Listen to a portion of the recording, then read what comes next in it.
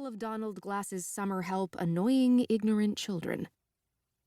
The young adults, or camper summer help, were fond of gossiping.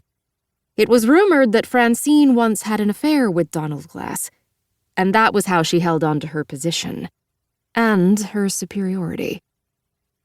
Glass was married. Maybe Francine was blackmailing him, telling him that if she wasn't given a certain power, she'd tell his wife, Marie. And Marie, or so rumor had it, could be jealous and very threatening when she chose to be. Hard to believe. In public, Marie was always the model of decorum, slim and regal, slightly younger than Donald, but certainly older than Francine. Teens and young adults love to speculate. At Maura's age, the thought of any of the older staff together, all seeming so much older than she was at the time, was simply gross. Tonight, by not being there, Francine had put herself in a bad position. She hadn't shown up for work. A no-show without a call was grounds for dismissal, though Maura seriously doubted that Francine would be fired. Maura looked around, gravely and silently surveying her group before beginning again. She didn't get a chance. Someone spoke up, a young teenager. "They should call it the torture tree or the hangman's tree, or something besides the history tree," he said. The boy's name was Mark Hartford, Maura thought. She'd supervised a game at the pool one day when he had been playing. He was a nice kid, curious, and maybe because he was an adolescent boy, boisterous. He also had an older brother, Niels, in college already. Mark's brother wasn't quite as nice. He knew that many of the workers were his own age or younger, and he liked to lord his status as a guest over them.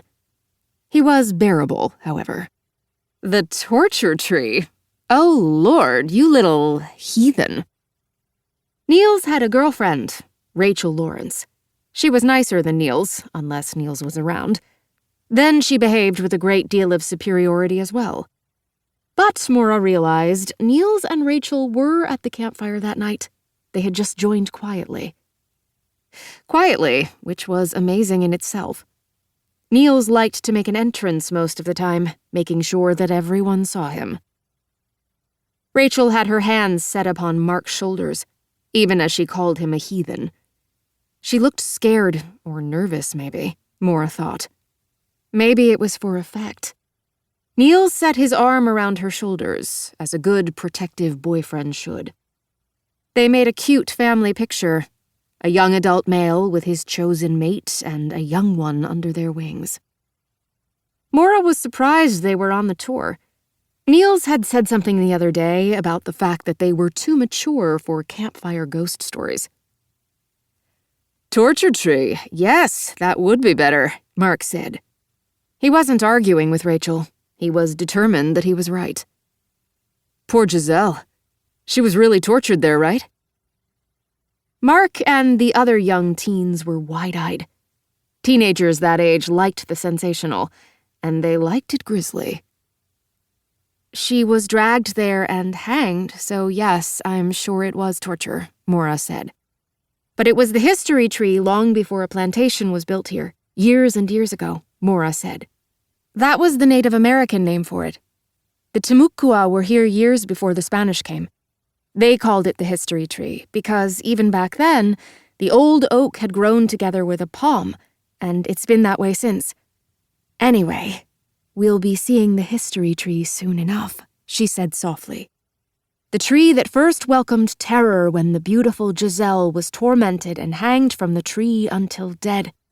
And where, so they say, the hauntings and horrors of the history tree began." Maura saw more than one of her audience members glance back over the area of sweeping manicured lawn and toward the ranch, as if assuring themselves that more than the night and the spooky draped trees existed, that there was light and safety not far away. The new buildings Donald Glass had erected were elegant and beautiful. With St. Augustine just an hour and a half in one direction, and Disney and Universal and other theme parks just an hour and a half to the south, not to mention a nice proximity to the